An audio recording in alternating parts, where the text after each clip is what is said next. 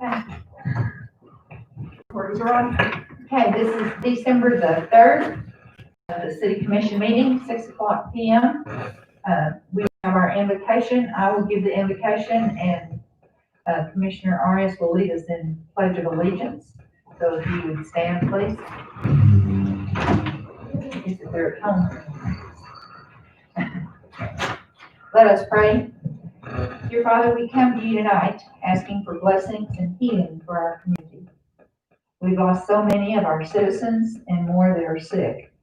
So we ask you to be with the families that are mourning and those that are suffering. Thank you for the many blessings we do receive from you. Be with this commission as we make decisions that affect our citizens. And Father, we ask for your guidance during our meeting. In your name we pray. Amen.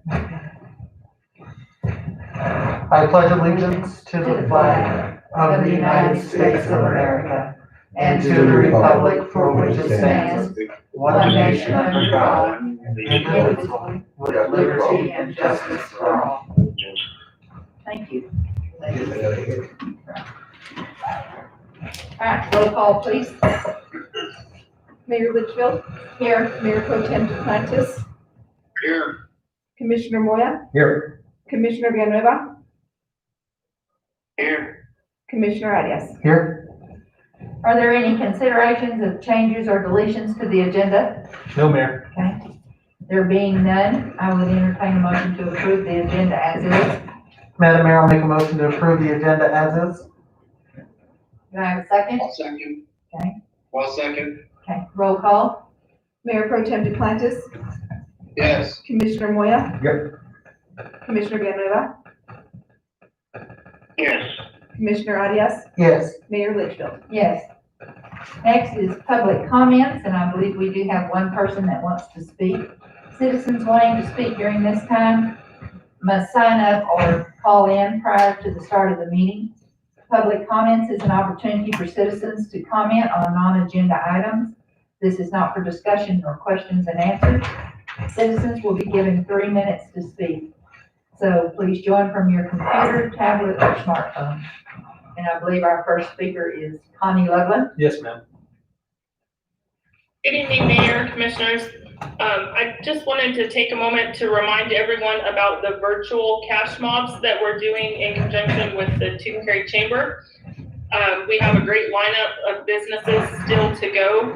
Our next one is going to be tomorrow evening at 6 p.m. on the Tucumcari Main Street Facebook page, and you can also find it on the Clay County Chamber Facebook page, but it will be for Paws and Claws Rescued Treasures gift shop. And after that, next week, we've got the Historic Museum gift shop, we've got Motel Safari, Vaquero Asador, Blanco Creek Boutique, Tucumcari Upholstery. So if you guys would just please share the information about these virtual cash mobs, everybody go out and, try to do your shopping local this year. It really is important to our small businesses here in town. And Thank you. Connie, what time is the one tomorrow night? The one tomorrow night starts at 6 p.m. 6 to 7? 6 to 7, yes, ma'am. Okay. And thank you, Mayor and Commissioner Arias, for all your help with these. You guys have really stepped up to the plate to help us in the businesses, and I really appreciate that. It's been fun. I've enjoyed it. And I know Commissioner Arias has too, so. They have been fun. Anyone else? Thank you. Is that all we had? Yes, ma'am, I believe so. Okay. All right, next on the agenda is the consent agenda. The consent agenda is approved by a single motion. Any member of the commission may request an item to be transferred to the regular agenda from the consent without discussion. And on this consent agenda would be approval of the November 19th commission meeting minutes. And that's all. Okay. So I would entertain a motion to do the consent agenda. Madam Mayor, I'll make a motion to approve the consent agenda. Okay, do I have a second? I'll second it. Okay, roll call please. Was that Commissioner Villanueva? Yes, okay. Yes. Commissioner Moya? Yep. Commissioner Villanueva? Yes. Commissioner Arias, Yes. Mayor Litchfield, Yes. Mayor Pro Tem Duplantis. Yes. Okay, next on the agenda is the approval, is the approval of a new library board member, and that would be, for Marjorie McKenzie Young, or Marjorie McKenzie, and she has applied. Good. So I would entertain a motion to accept her application to be on the library board. Madam Mayor, I'll make a motion that we approve Miss Marjorie McKenzie to the library board. Do I have a second? Second. Okay, roll call, please. Commissioner Villanova, Yes. Commissioner Arias, Yes. Mayor Litchfield, Yes. Mayor Pro Tem Duplantis, Yes. Commissioner Moya. Yes. Okay, next is new business, and that's the approval of the agreement with the Bands of Enchantment. Mark, are you gonna present this? Yes, ma'am, I will. So we've been talking about Bands of Enchantment for quite some time now, and we're finally to the point where we're able to get this into agreement form. We had gone back and forth and presented this to Randy, the city attorney, to make sure the city's not gonna be held responsible or liable for something. We've got to make sure that it's equal and in the best interest of both parties. So I did send the agreement to Mr. Knudsen today for one last review now that everything's been tidied up. And he did want to express some comments. He says, "Dear Mark, I reviewed the marketing agreement one last time. The only thing that I would encourage you to communicate to your commission is that the city does have some risk or exposure by making an initial payment of $48,000 to Bands of Enchantment at the outset of the agreement.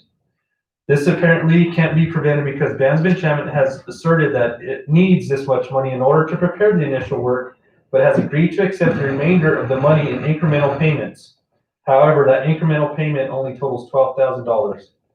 The concern is the potential Bands of Enchantment LLC becomes insolvent, files bankruptcy, or otherwise fails to provide anything of value to the city after recovering the $48,000 payment. I have attempted to address this issue as best I can by the inclusion of the remedies provision that I added, which would allow the city to seek recovery and contract or enforce against Bands of Enchantment, but it is still a risk that the commission needs to be aware of. Otherwise, the agreement looks good to me. Thank you for letting me review this for you." So the city commission and Lodgers Tax had previously approved the $60,000, and this is just the agreement that now lays out the guidelines on what the city expects for this amount of money, as well as what Bands of Enchantment expects on their side to receive.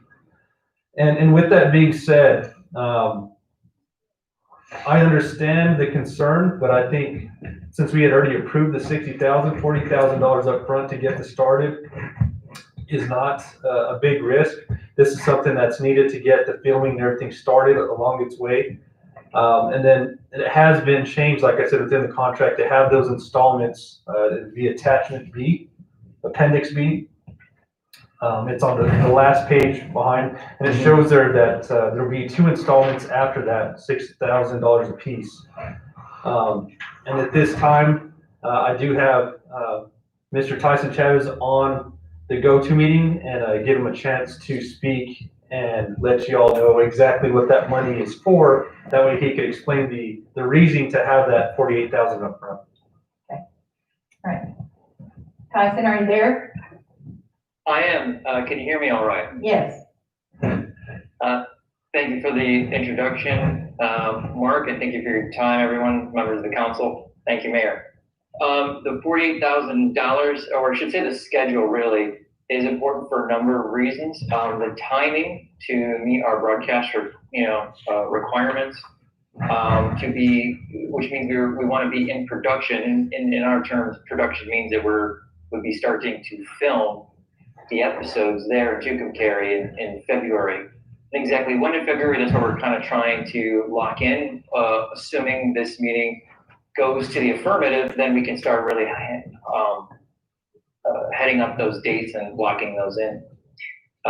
So we're able to then back in that calendar and know that we can meet our airtime requirements, meet our marketing objectives for the program itself, be in market in April, and generally receive the benefits of being in market in the springtime ahead of big summer push, and then therefore in the future already have the relationships built with these performers, the band, and so forth. So assuming all goes well and following seasons, we'll be in the right position to move this back into more of a prime time zone in the summertime, if that's what we all wish to do.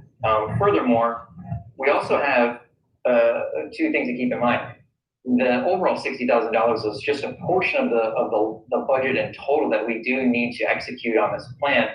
And obviously, we have nothing but the utmost respect for the city of Tucumcari being the first in, but we do have a lot of work to do to get to the rest of our budget and making this all a success. So it is important that we start right away locking our commitments from a marketing standpoint, promotional standpoint, various materials, band contracts, all of that work. So as we add in sponsors to this platform, then that continues to speed up the process and meet our time. The other thing too is insurance coverage to help protect the city of Tucumcari. So as we begin this process, we have general liability, as you may well expect.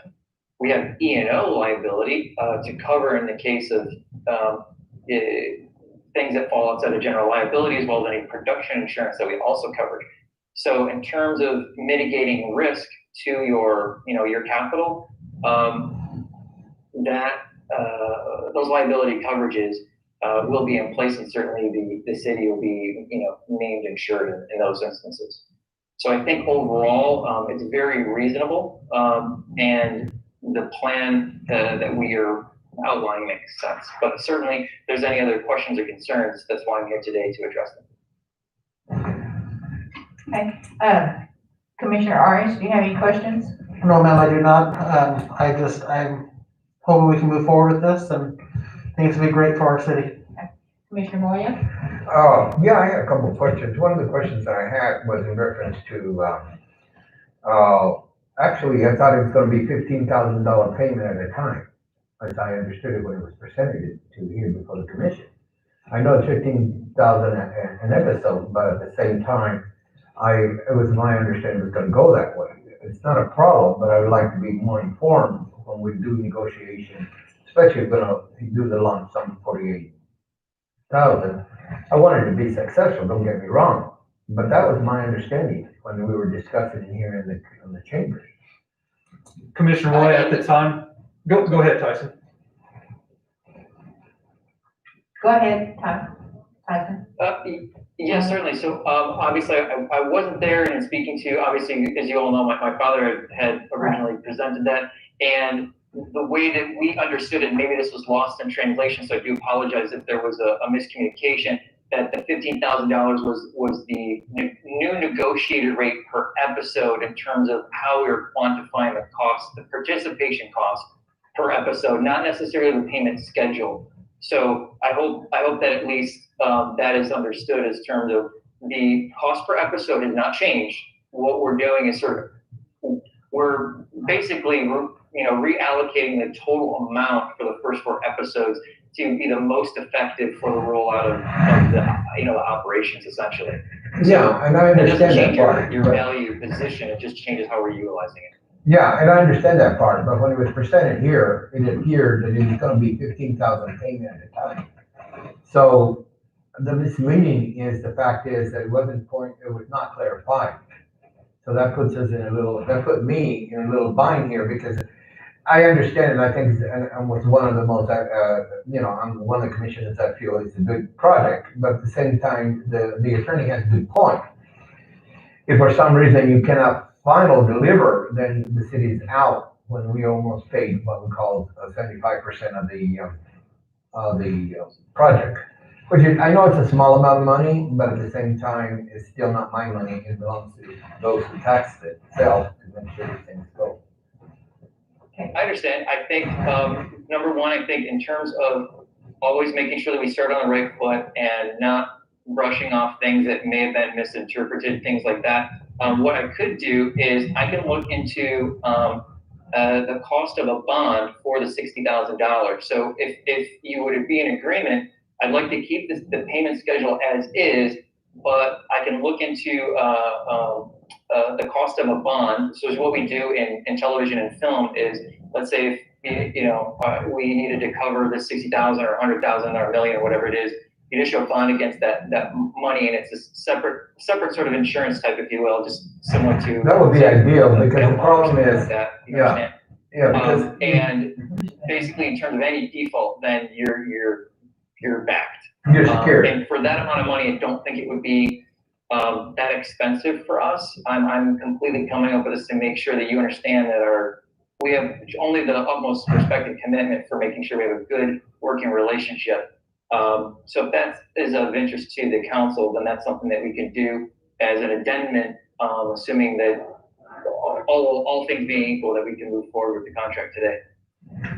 Okay, that would be an agreement with me. I feel, I mean, as one commissioner, I feel that would, I know that it's not that much money, but like I said, that's why we're here entrusted with that money, and we're gonna make sure that, this money is secured. And a bond would probably be pretty good, because you get a bond when you do construction anyway, and, Yes. and the whole bond is to make sure that the work is completed, So I'm okay with that then. I have other questions Thank you. when you're ready. Excellent. Thank you for your On time. this?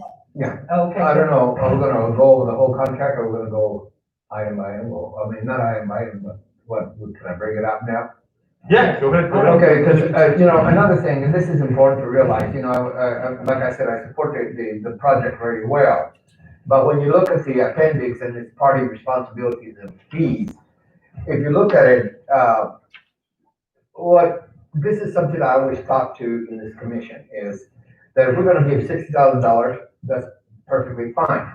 But then when you look at the activities of the city, under activity of the city, under that part, some of these activities, is it gonna be at the expense of the city or what? Like police and EMT support determined required by either party as required, or provide a venture, that's what I'm talking about, you know what I mean?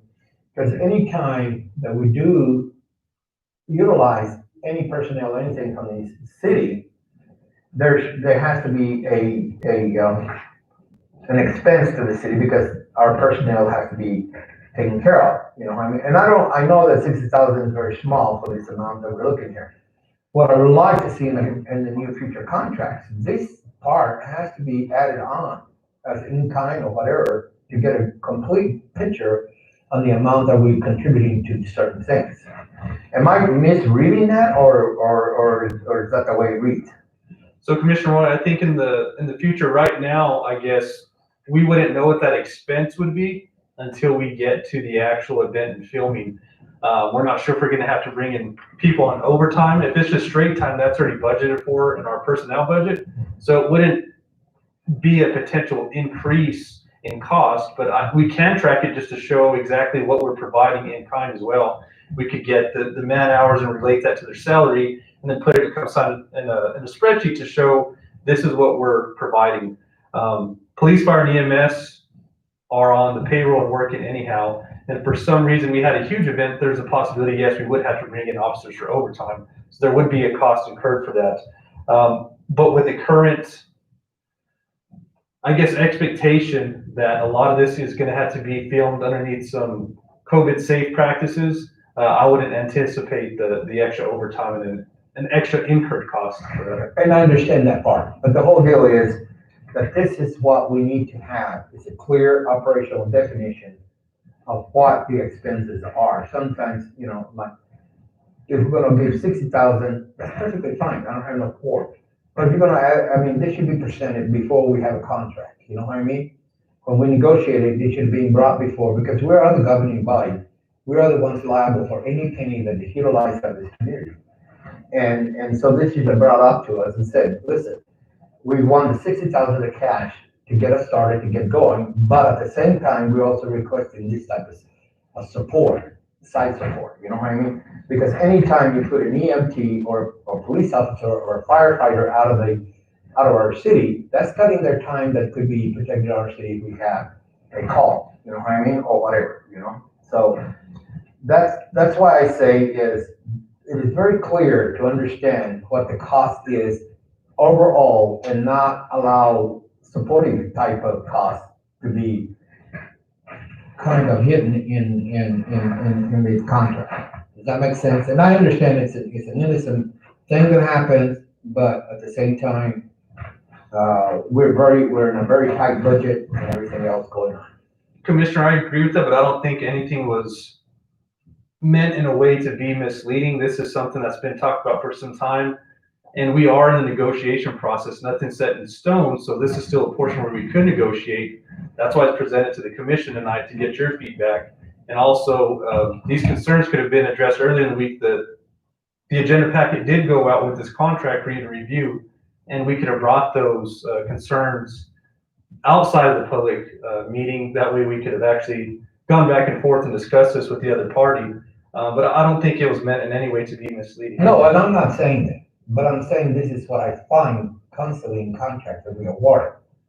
That sometimes we have to come in and do supportive type of expense, and I don't think that's right because, we're already in a very tight budget. We have, our personnel is already at a extreme level.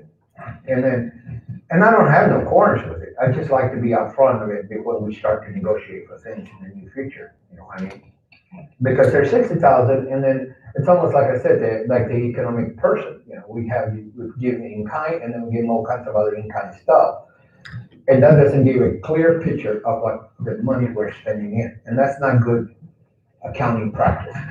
Well, and we provide in kind in an effort, because if you recall when Vincent Chavez Sr., the father, came and gave his presentation, the original cost per episode was upwards of 26,000 or I higher. understand. So we do things that we can within our means of our budget to try to accommodate this, to make sure that this project goes through successfully. And I have no quorum with it, but I like to be up in the open ahead of time. That's what I say. I want this project to be successful, don't get me wrong. Because then I can, when I make a determination, I'm only one vote, but when I make a determination, I say, well, 60,000, then we have to put this. And I say, well, actually, in reality, we're giving them 75,000 or so for the amount of time that we're gonna income, you know what I mean?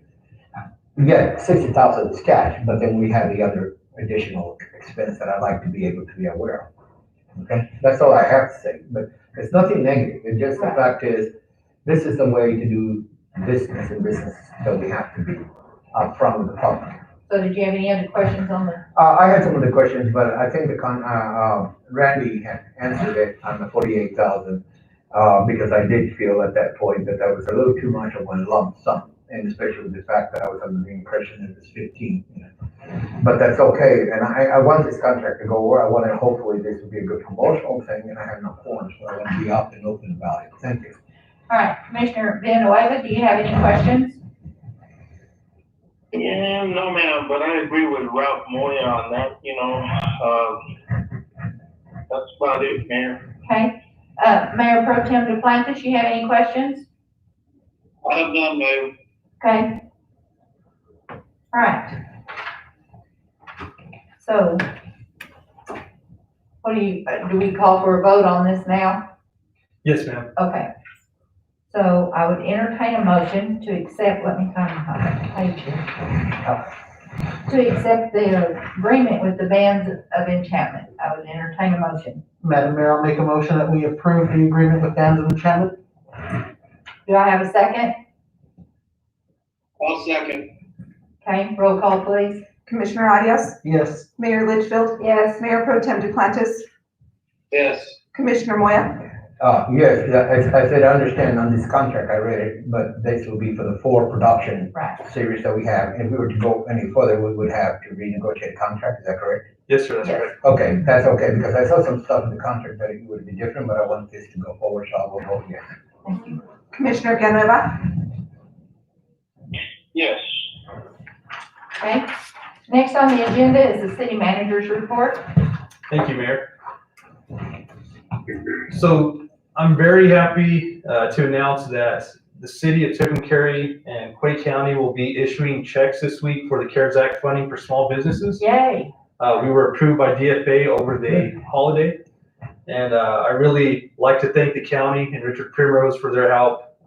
We did not get as much funding here at the city of Tucumcari as the county did. We're able to lump our funds together, and we'll be paying out, the majority that's coming back to Tucumcari. I believe there were only 2 businesses, maybe from Logan, that received some funds. So I do thank the county for helping us out. With that, a total of a combined $400,706 will go out to small businesses. Good, that's good. So I'd really like to thank them, and that goes towards payroll, insurance, utilities, marketing, mortgage, and business redesign to have outdoor patios and whatnot. And another thing I'd like to thank the county for, I was able to speak with Mr. Primrose, and there was a PPE order, personal protective equipment, that was placed months and months ago at the beginning of this pandemic, and it finally came through. I was pretty much writing that off. I didn't think it was going to come through. So I talked to Mr. Primrose, and he's agreed that he's willing to pick up the tab on that, since it does benefit not only the city of Tucumcari, but the citizens of Logan, House, the whole Quake County. So I'd like to thank them for stepping up, and by doing so, the city has been able to purchase their own disinfecting equipment. So we have 2 disinfecting machines.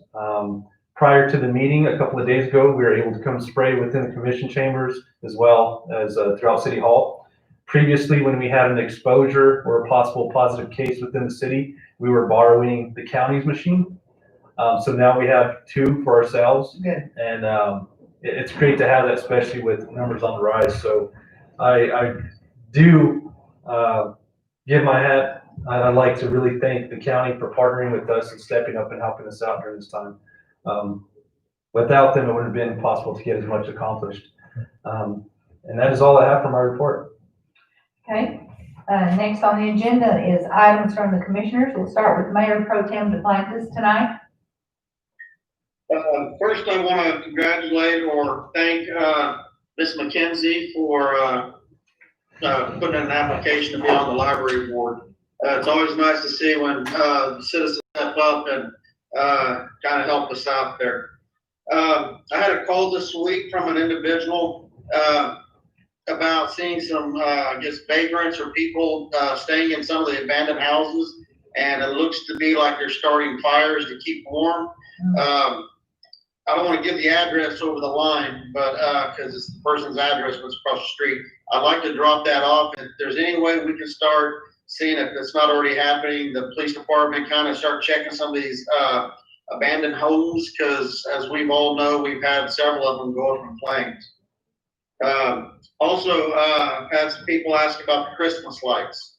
We're gonna get Christmas lights. Yes, sir. I've talked with the parks director, and he will be getting out on Monday. They've started to place lights around the railroad depot, and due to the high winds and short staff, they did not get to this week, but on a conversation this week, he said he will be getting to it on Monday. Oh, wonderful. Lights on the west side of town. We've had some people, I know Commissioner Audius has seen it, and had responded to an individual also concerning this. Are the lights out again, and what's going on with the exits up there? I wasn't aware of anything going on at the exits. I did know about the lights on the west side of town. I will be getting with, we have to go and procure an electrician to look on that. The first step would probably actually reach out to XL, see if it's something on their end. If not, then we'll have to hire an electrician to see if it's something to do underground with the electrical wire that runs through the conduit. XL owns the ones on the exits on the west side of town. I believe they've had problems with those lights for as long as I've been in the commission, and my understanding longer. Are those the city lights, or are those XL supposed to be taking care of those? Because, you know, it does kind of hamper certain things on that end of town if people are coming up and they don't see lights on the exits. So it's a bit confusing depending where the location is specifically. XL Energy owns the actual street lights, the poles themselves.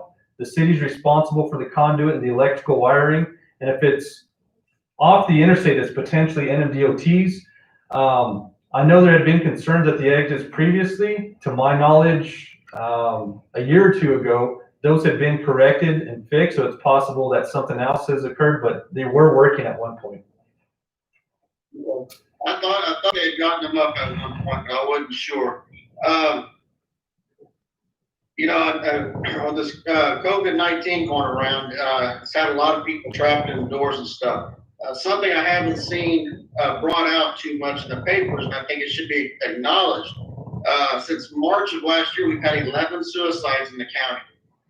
That's really outrageous. I think we need to, and we got Commissioner Moya, that's probably one of the experts in this particular area, but I think we need to try to see if we can come up with something that might can aid some people that are going through. Some people don't handle being alone and not socializing as well as others. And I think that's something we should look at, as well as how we're going to recover some of these businesses that may be closing before we have a chance to reopen. We need to come up with some type of game plan, I believe, that's going to help those businesses out if we can. But I think, we can get $50,000 to $100,000 in grant money, but if we're not open in the next 10 weeks, that money's gone. And I don't think a lot of people realize that. I think we need to have a work session and we need to focus on the suicide rate that's going up. We need to focus on what's going to be our game plan once we start reopening, because some businesses may not be able to reopen. They're hanging on by a thread as it is. Other than that, again, I want to congratulate Mr. McKenzie for getting on the library board, and appreciate everybody that's been out watching. Okay, thank you. All right, next is Commissioner Villanueva, and I know you've got several things to talk about, so. Yes, ma'am. I just want to congratulate Ms. McKenzie for applying with the library board. I wanted to talk to you all about our potholes in town. Is there a way we can get rid of this work orders? Because I don't think it's getting done, you know what I mean? And like I had a person today tell me that, they think the reason Tucumcari don't get people moving in is because of our potholes. And I just wanted to see what the commission thought of, getting you guys of the city streets to start from one end of town and go road to road, and see what the commission thinks, and the mayor and the city manager. I'd like to see if we could do something about that. Is there a way that we can get our street department to, instead of doing a work order, because I know the work orders get backlogged, and because there's so many potholes right now, is there a way that they can start on one end and just work each street? It's possible. I prefer the work order system. It's a means of tracking what you're accomplishing. We always get accused all the time, well, the city's not doing anything, they're not filling potholes. The work order system gives us a chance to say, look, we'll get to you. Starting at one side, you'll run out of money, you'll run out of material, and then the other sides will completely be neglected. I think it's kind of a first come, first serve. As people apply and they put these work orders in, we do get to them. Unfortunately, it takes time. The cold weather, we're not allowed to go out there and really, you can go out there and put material, but it's not going to last long. You're wasting your time. We don't have the best pothole machine. We have instances where we're shorthanded due to COVID or people out of work. We have instances where the pothole machine's working one day it's not. So anything's possible. We could look at that, but I think the work order system works fine. Okay. Can I say another thing, Mayor? Yes, that's what I was getting ready to have you do. Okay, I talked to a few people in town that said they called the city and they put a work order. There's 3 homes together in one spot. On the work order, they said they only had 2 potholes. There's 3 potholes right there together. Why they can't do the third one? That's a good question. I don't know if it was due to lack of material. I couldn't know unless I have the specific situation. If that individual would like to call City Hall and discuss it, and I have They said they've called before and, no answers. You know what I mean? They said according to the guys, I guess they talked to one person that owns property on one of the roads and said, well, it only shows these 2 potholes on the work order. You know what I mean? Mhm. And You know, they're trying typically, to put our guys down, they're doing a good job, you know, there's a lot going on, you know? Right. Okay, so did you have anything else you wanted to say to that, Connor? no, ma'am, I'll stop on that. Thank you. Okay. Was there anything else, Commissioner Villanueva? One more thing, I know I talked to Mark about this, and I think I talked to you guys about if you took care of that problem with Ms. Pacheco, Christine. Right. She was waiting for calls, and she waited and waited, she said she didn't get a call. I just want to make sure that we take care of our local people, you know what I mean? Right. So I just want to see, That's up on Sunburst, right? yes, ma'am, Okay. yes, ma'am. But I just want to see if we can take care of that problem and get it over with, you know, and move on forward and what we got to do for our town, you know. Okay. And have you gotten back with Ms. Pacheco yet? With her specifically, no, ma'am. I've been going through Commissioner Villanueva and I explained the situation. It's a little bit more complex than just putting a Band-Aid and fixing it. There is a long-term issue that needs to be resolved before I'm willing to replace the material. And I'll leave that at that as well. Thank you. Okay. All right. Anything else, Commissioner? That's it, Mayor. Thank you, guys. Okay. And you and I were visiting one time about some of the milling material that we could possibly get from the state. Yes, we're talking about it a while back that if they fill out paperwork, they could probably get millions for, well, kind of like free, I guess. But you gotta do the paperwork and, send it in. Uh-huh. But I think that'll be better material than where we get the other materials. I mean, I don't wanna say no names, but, Right. I think it would be better material and it probably would help the city get our potholes done soon, you know. Maybe that's something And I we could think, look into. It's already been done, Mayor. Okay. Mark was saying that, he talked to Ralph Lopez on. Okay. I'll ask for an update. So whenever you submit this documentation to NMDOT, you have to have a specific project and quantity, volume. You have to have a plan on what you're going to use it on. Mhm. If you go over a certain amount, then you have to go in a little bit more detail.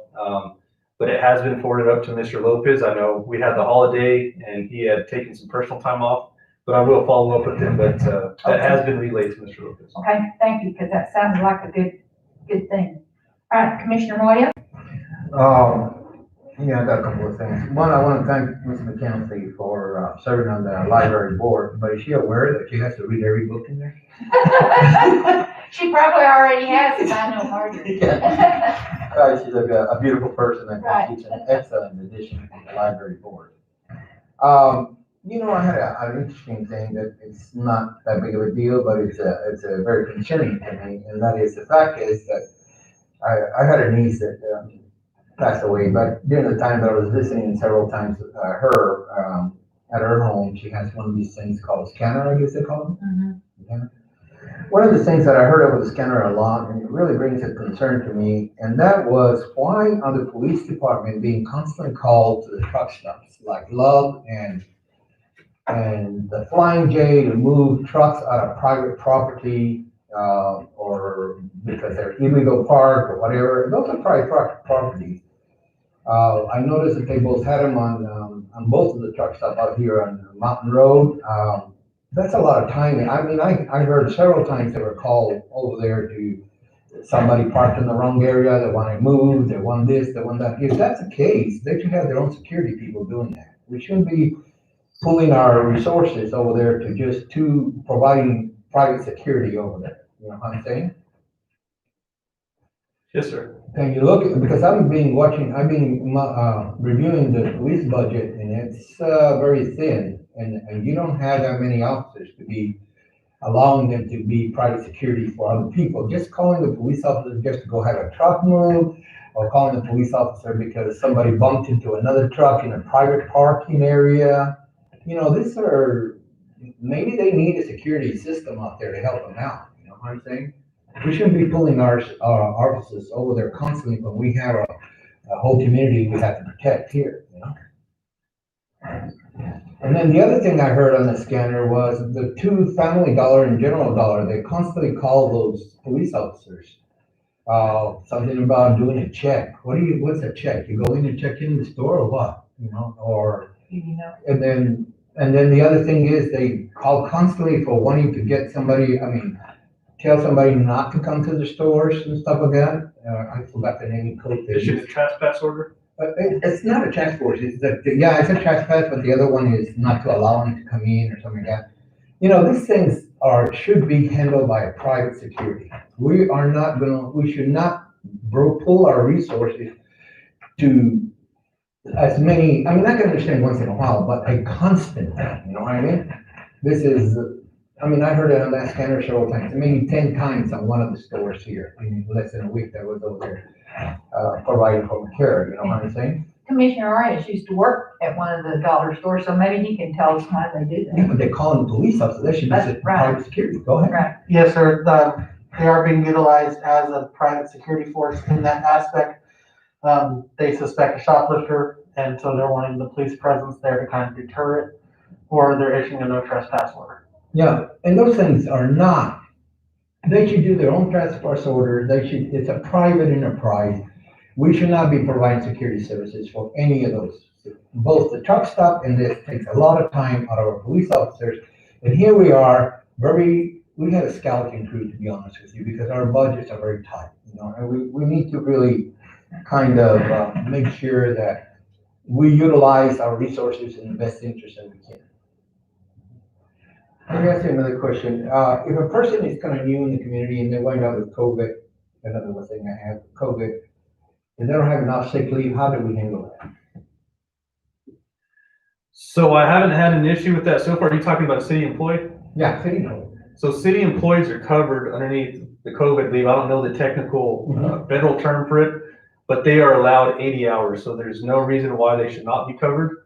I have a new list of guidelines that will be going out tomorrow. CDC guidelines have changed, and therefore I'd started to change the policy and guidelines before anyhow, but now it's going to coincide with the CDC guidelines. But in regards to leave, all the employees have been covered once that federal leave was required. To my knowledge, it expires at the end of December. And they do get 80 hours. Did they get paid leave? They do get paid. Once that 80 hours is done, though, they have to fall back onto their own sick leave or their annual leave. Well, yeah, because I noticed one of the departments, I think, had some problems, some people that are pretty sick with COVID. They did. We've been working with them very closely, taking care of them. And I can tell you right now, there's not one individual employee that has lost money due to that. Well, good. I'm glad they covered, because it's not their fault.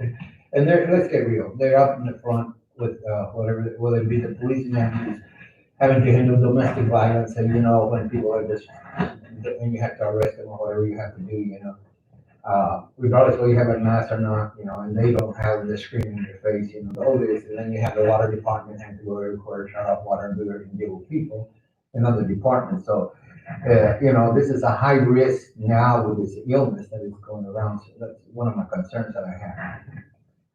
And I agree with Commissioner Duplantis. We do have, our office has been inundated with a huge amount of work now with the mental health issues. We are really under a lot of strain, especially because of the way we have to operate now. And not only that, but our cases are doubling.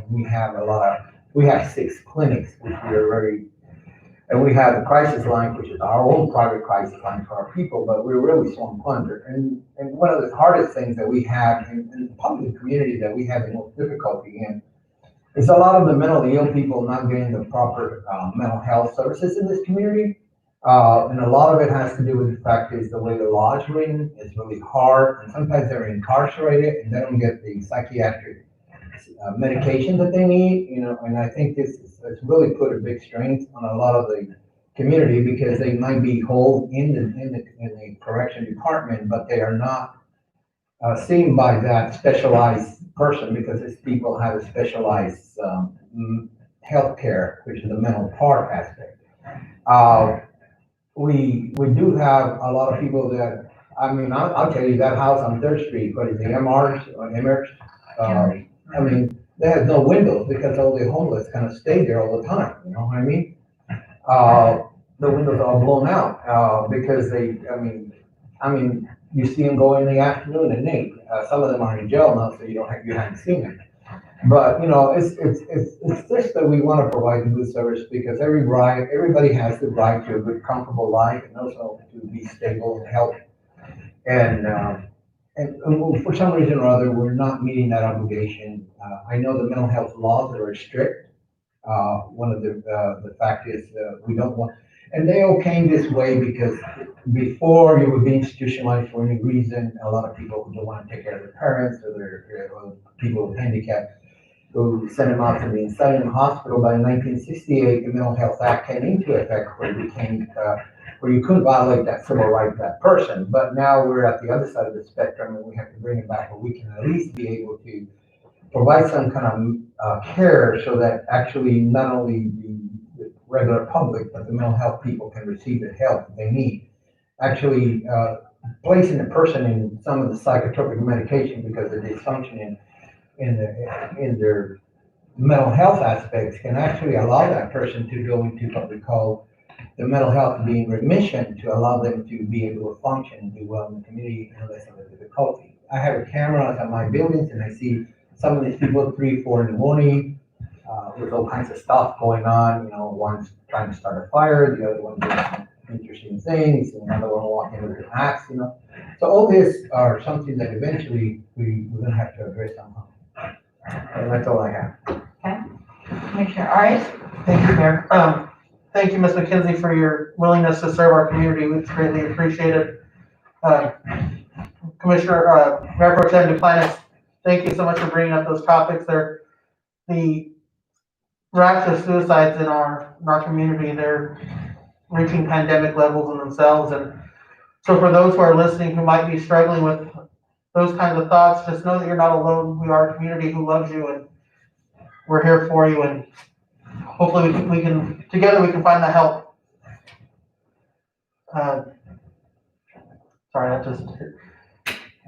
Thank you, Mark, for getting on the ball with the lights. I know Mr. Waste brought him up quite a while back. You know, we do have 2 businesses right there as well as our own convention center. Further in for those who are coming off the interstate, turn the lights on so everyone knows that they can stay here. Madam Mayor, I believe that's all I have. Okay. I want to also thank you, Marjorie McKenzie, for your volunteering for our library board. We appreciate that. Without our citizens volunteering for these important things, it's hard to run our community. So, but thank you very much. I also appreciate all the work that Richard Primrose has helped us with Mark. The CARES Act, that's great to know that we got that money to help some businesses. Tyson Chavez, are you still on? I am, ma'am. Well, we're just excited and looking forward to the Bands of Enchantment. I had on my new t-shirt the other day, and so anyway, thank you and congratulations. I hope we can get this underway and get promoting Tucumcari. Excellent. Thank you, everybody, for your time and for your support. It's going to be fantastic. Thank you all. Unfortunately, it came out today in the Albuquerque Journal that Clay County is 19th in the state in COVID. Mm-hmm. And so, you know, people, please wear your mask.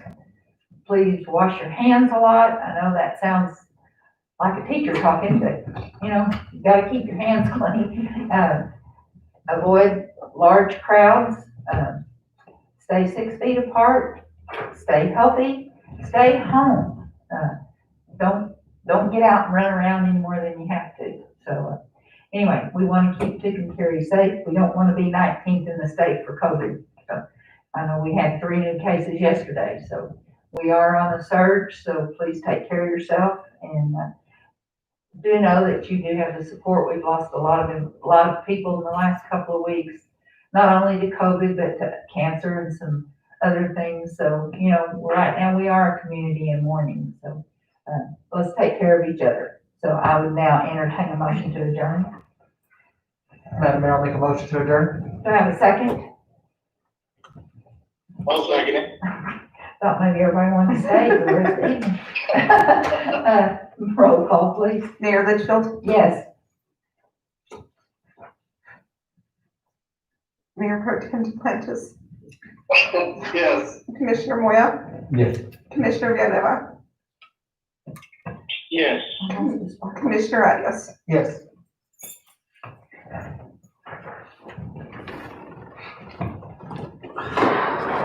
I lost the spark. Yeah, have a good night. You too, Good Todd. night. Paul, have a good night. Good night, everybody, be safe.